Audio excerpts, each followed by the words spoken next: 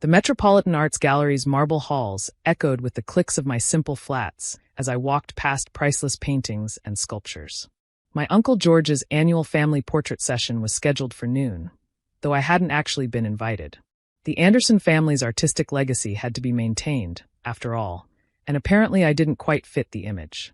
Through the gallery's soaring windows, I could see the autumn sun glinting off the skyscrapers of Manhattan, buildings that now secretly belonged to my company, though my family remained blissfully unaware of that fact.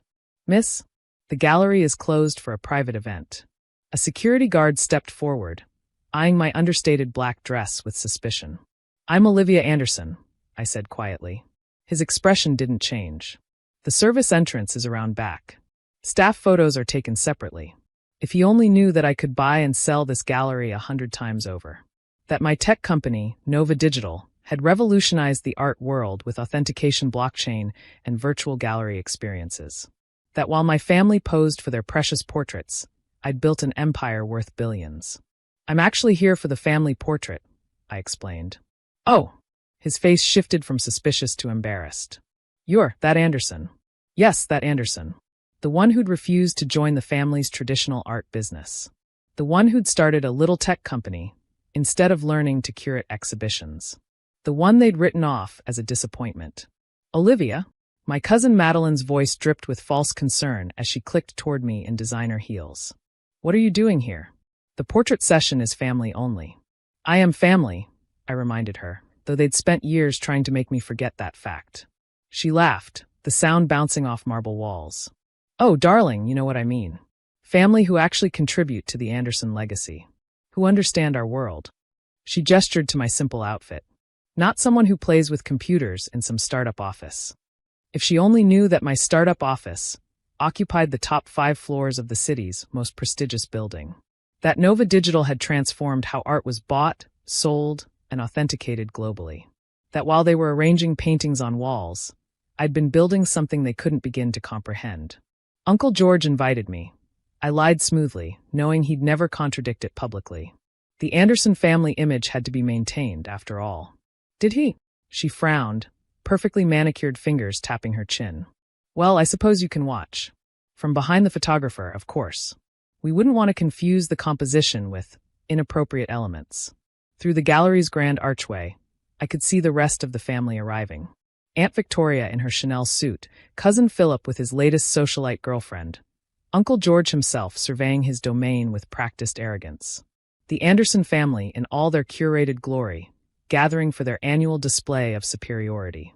"There you are, Madeline," Uncle George called out. Then his eyes fell on me, and his expression soured. "Olivia, this is a private event. I heard the gallery was closed today," I said mildly. "Something about new ownership being announced?" His face reddened slightly. "That's merely a rumor. The Metropolitan Arts Gallery has been in the Anderson family for 3 generations. No one would dare attempt a hostile takeover." I thought about the acquisition papers sitting in my office, waiting to be announced. About how Nova Digital had secretly purchased controlling interest through a web of shell companies.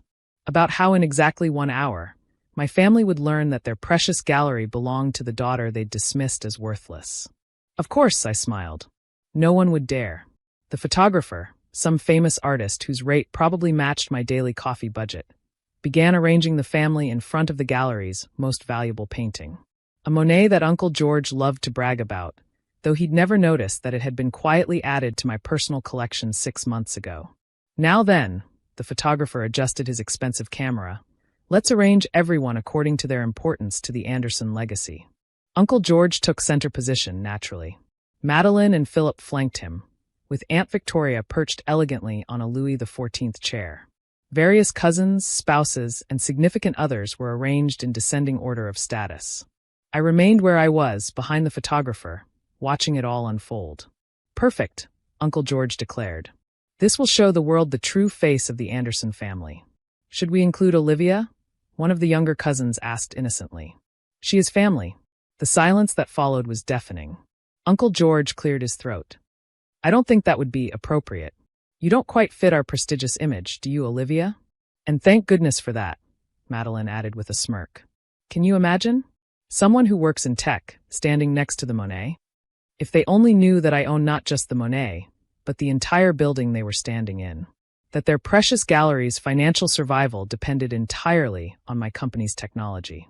That while they were posing for portraits, I'd been quietly buying every property, every artwork, every piece of their carefully curated world.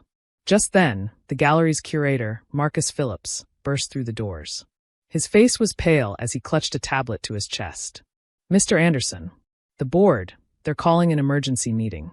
The gallery, it's been sold." The photographer's expensive camera clattered to the marble floor. "Sold?" Uncle George's voice cracked. "That's impossible. Who would dare?"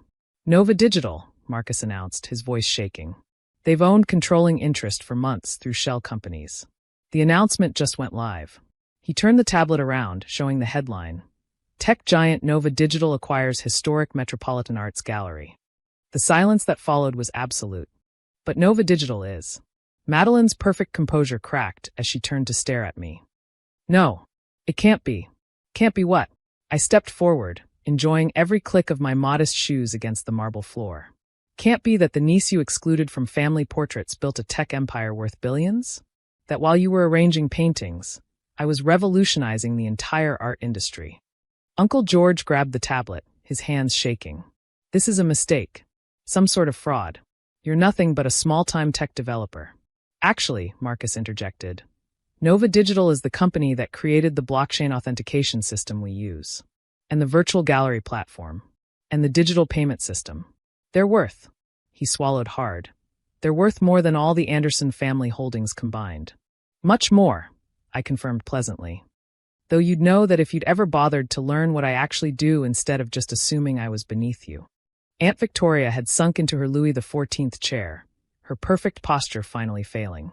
"All this time, while you were excluding me from portraits, mocking my career, making sure I knew exactly where you thought I belonged in the family hierarchy." I smiled. "Yes, I was rather busy." The photographer had retrieved his camera, but now he was frantically adjusting his focus toward me. "Oh no," I held up a hand. "The portrait session is over. In fact, the gallery will be closed for renovations starting tomorrow. We're bringing it into the current century." "Renovations?" Philip found his voice. "But the Anderson aesthetic will be completely modernized," I finished for him. "Virtual reality exhibitions, digital interactive displays, blockchain authentication for every piece." I paused. "Oh, and the name will be changing too. Nova Gallery has a better ring to it, don't you think?" Madeline stepped forward, her designer heels unsteady. "You can't do this. The family legacy is now my legacy," I cut her off. "Along with every other property the Anderson family thinks they control. The buildings? Mine. The art collections? Also mine. That Monet you love posing in front of." I gestured to the painting. "I bought it 6 months ago. You've been using it as a backdrop without even realizing it belongs to me." Uncle George had moved from shocked to calculating. "Now, Olivia, surely we can discuss this like family." "Family?" I laughed softly. "Was it family when you excluded me from every portrait? When you mocked my career choices? When you spent years ensuring I knew exactly how little you thought of me?" The curator cleared his throat. "Ms. Anderson? The board is waiting in the conference room." "Thank you, Marcus." I straightened my simple dress. "Oh, and Uncle George? You'll find your office has been cleared. Former executives aren't allowed in the private galleries anymore. You understand about maintaining a prestigious image, don't you?" The next hour was a symphony of revenge served at precisely the right temperature. I detailed the gallery's new direction to the board, how we'd be democratizing art access, integrating technology, and most importantly, completely overhauling the Anderson family's elitist approach to culture. "The gallery will now focus on emerging artists," I announced, "particularly those who've been told they don't fit someone else's prestigious image." Madeline tried to interrupt, but her voice was lost in the board's enthusiastic response. The Anderson family's stranglehold on the art world was over, and everyone knew it. "Of course, there will be personnel changes," I continued, "starting with the executive team." I smiled at my shocked relatives. "We'll be bringing in people who understand both art and technology. People who don't judge others by their family connections." The press had a field day with the story. "Tech billionaire reveals identity in gallery takeover. Ran alongside Anderson family empire falls to niece they left out of portrait." Social media exploded with the delicious irony of it all. Uncle George tried to fight back, of course. He hired lawyers, attempted to rally shareholders, even tried to claim I was mentally unfit to run a cultural institution. But the evidence was ironclad, the acquisition legal, and his own years of elitist behavior well documented. 1 month later, I sat in my new office, formerly Uncle George's sanctuary, reviewing the changes we'd implemented. The gallery had been transformed. Interactive displays allowed visitors to learn about art history through virtual reality. Blockchain certificates guaranteed authenticity. Young artists from diverse backgrounds saw their work displayed alongside the masters. The family portrait? I had it hung in the service corridor, next to a new installation about the dangers of artistic elitism. Madeline tried to book a private viewing last week. She was directed to use the public entrance, just like everyone else. Aunt Victoria's donor plaque was replaced with a digital display showing real-time art market data. Philip's curator position was eliminated. Apparently, understanding technology is now as important as recognizing a Renoir. The final touch was the new gallery motto I unveiled at our grand reopening. Art belongs to everyone, not just those who fit the portrait. I kept Uncle George's precious camera, though. It sits in my office next to Nova Digital's first blockchain patent. Sometimes the best revenge isn't just succeeding. It's succeeding so spectacularly that your enemies have to read about it in the art magazines they used to be featured in. The Anderson family still tries to maintain their image, of course. They host smaller exhibitions in lesser galleries, pose for portraits in reduced circumstances. But the art world has moved on, embracing the future I've created while they cling to their fading past. And me? I finally got my family portrait, on the cover of Forbes, named Tech Innovator of the Year. The article mentioned the Anderson family too, though only as a footnote to my success story. Sometimes the greatest victory isn't in taking over someone's gallery. It's in creating a whole new way of seeing art. And sometimes the best revenge isn't just succeeding. It's succeeding so spectacularly that your enemies have to view your triumph through the very technology they once mocked. Thanks for watching. See you again in the next video. Stay stunned.